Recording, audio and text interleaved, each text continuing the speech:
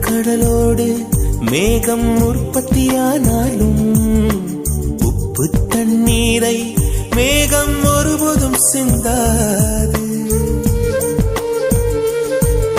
மலையில் விழுந்தாலும் சூரியன் மரித்து போவதில்லை.